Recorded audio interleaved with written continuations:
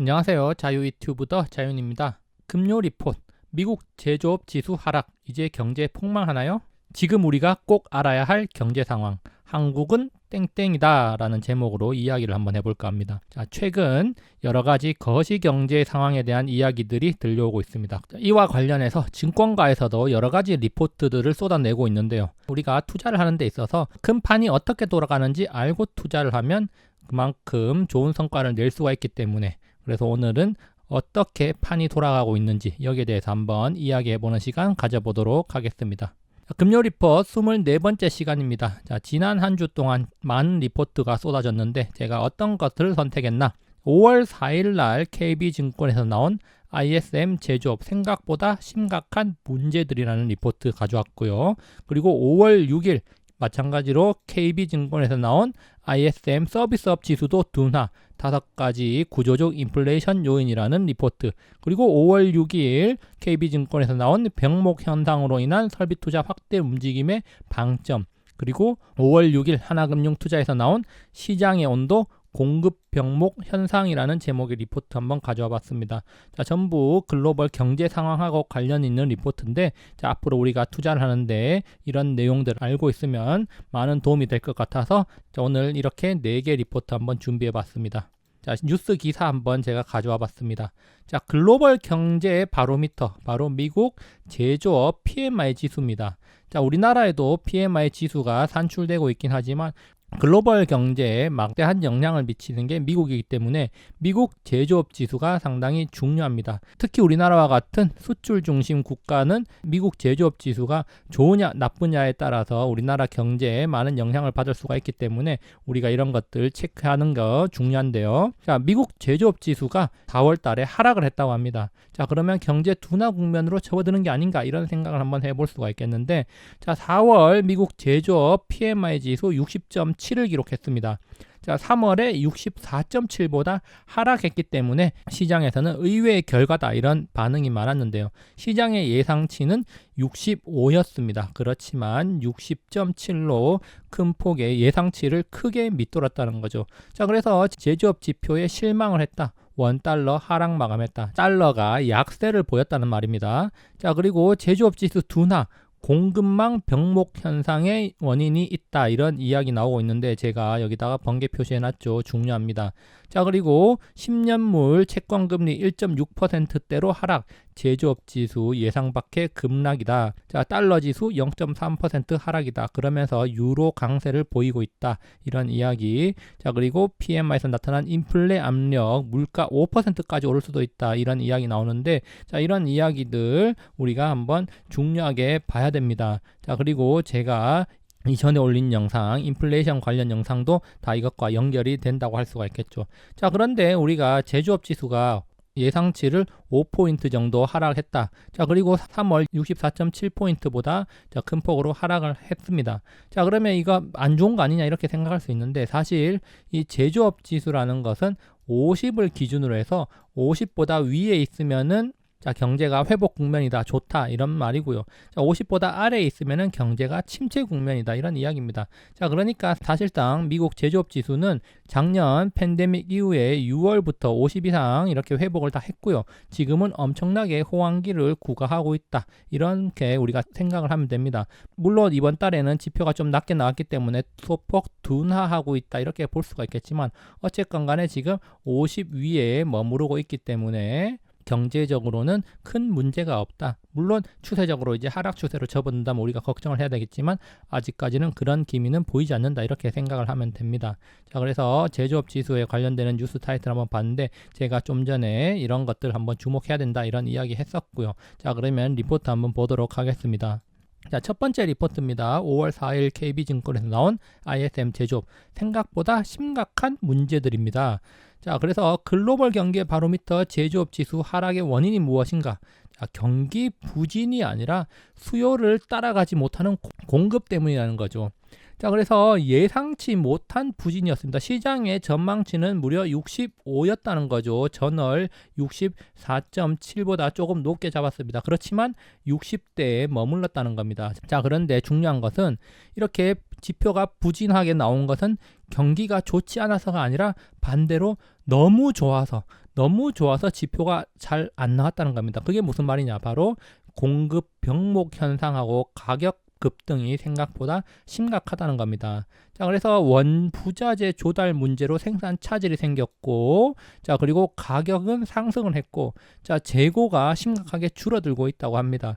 자, 그래서 고객 재고는 15개의 전 산업에 걸쳐서 줄었다는 응답이 나오는 매우 희귀한 현상이 벌어지고 있다. 자, 다시 말해서 거의 모든 분야에서 지금 재고가 상당히 많이 줄어서 재고가 타이트하고 제때 물건이 공급되지 못하고 있다. 자, 그래서 물건이 없어서 못 파는 상황이 나오고 있고, 자, 이에 따라서 가격은 급등하고 물건은 제때 공급되지 못해서 경제가 제대로 돌아가지 못하는 상황이 나타나는 겁니다. 다시 말해서 수요가 없어서 경제가 돌아가지 못하는 게 아니라 수요는 많은데 거기에 물건을 대주지 못해 가지고 경제가 지금 제대로 돌아가지 못하고 있다는 겁니다. 자, 수주는 많은데 재고가 없어서 지금 재고 확보가 곧 매출이 된다는 기업들이 사재기에 뛰어들면서 지금 재고를 마련하는 게 더 힘들다는 겁니다. 다시 말해서 공급이 더욱더 타이트해지고 있다는 거죠.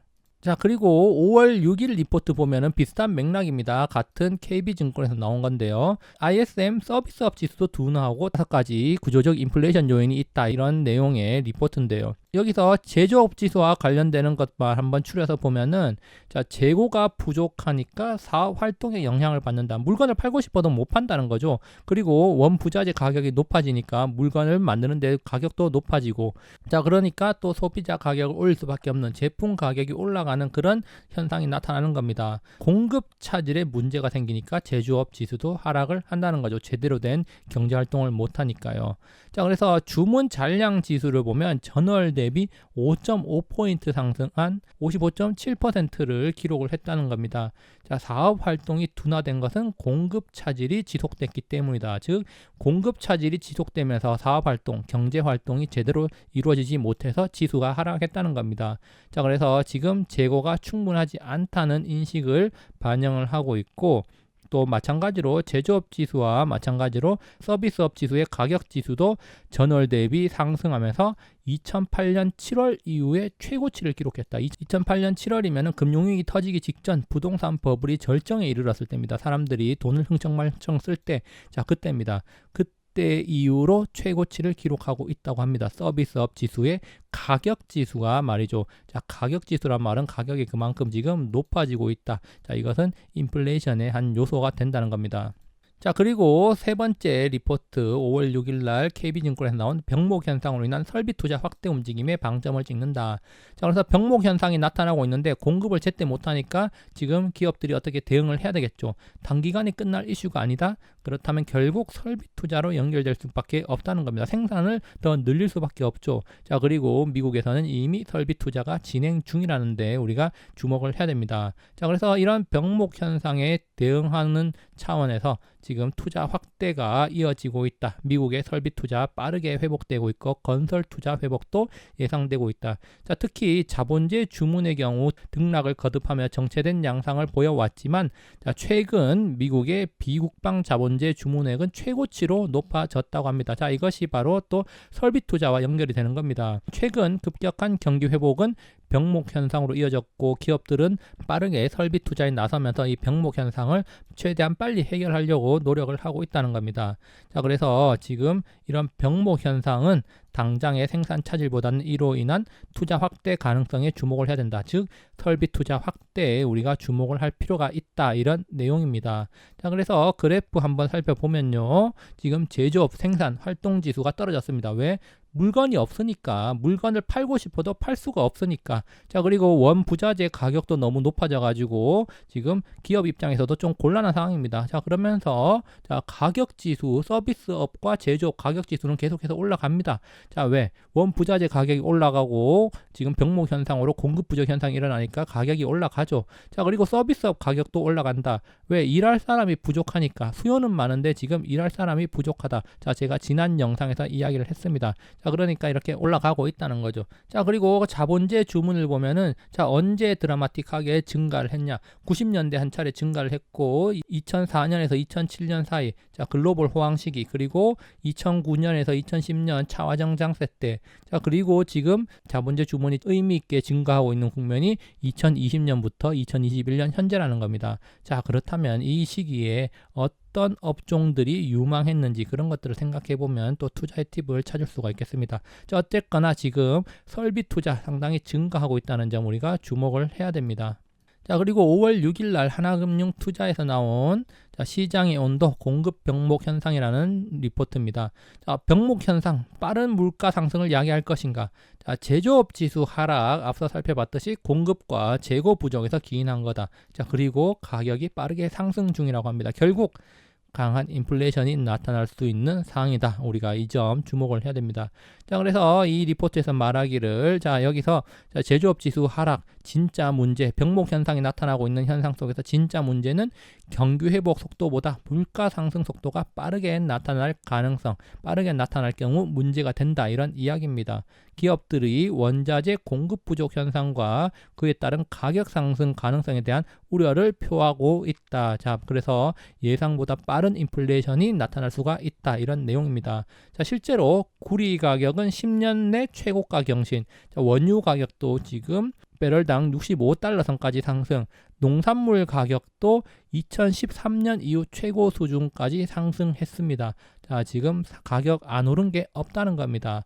자, 그렇지만 이제 미 연준은 인플레이션 급등이 일시적일 것으로 판단해서 통화 정책은 변화가 없을 것이다라고 지금 시장을 달래기 위해서 립 서비스를 하고 있는데, 어쨌거나 팩트는 이런 가격들이 상승하고 있고 결국에는 소비자 물가 상승, 강한 인플레이션이 나타날 수 있는 그런 구조로 시장이 가고 있다는 겁니다. 자, 그래서 결론입니다. 자, 미국 제조업 PMI 지수 하락은 공급, 재고 부족이 원인이었다. 자, 그래서 병목 현상을 해결하기 위해서 기업들이 나서고 있다. 이런 이야기였고요.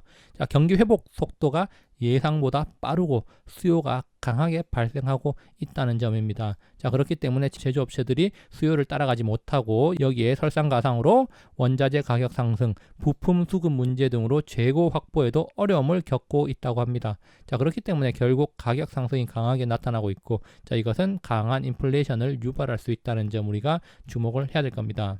자, 그렇다면은 병목 현상을 해소하기 위한 움직임, 자, 자본재 주문이 어떻게 나타나고 있는가 앞서 살펴봤습니다. 자, 설비 투자 의미 있게 증가를 하고 있다는 겁니다. 자, 설비 투자가 의미 있게 증가한 시기 바로 2004년에서 2008년 글로벌 호황 때, 그리고 2009년에서 2010년 사이 금융위기 이후에 우리나라 차화정 장세 때 이런 현상들이 나타났다는 겁니다. 자, 그래서 지금 글로벌 제조 설비 투자 증가하고 있다는 거 가시화되고 있습니다. 자, 그러면은 글로벌 제조 설비 투자가 증가한다. 그렇다면은 한국의 기계 철강 업종 기업들에게는 긍정적이라고 할 수가 있다. 이렇게 볼 수가 있겠습니다. 자, 그래서 사실 우리나라뿐만이 아니라 미국이든 한국이든 지금 시장에서 기계 철강 업종이 비교적 강세를 보이는 이유, 이런 이유들이 그 배경에 깔려 있지 않을까, 이런 생각을 한번 해봅니다. 자, 여기까지 영상 감상해 주셔서 감사하고요. 항상 즐거운 하루 보내시기 바랍니다. 감사합니다.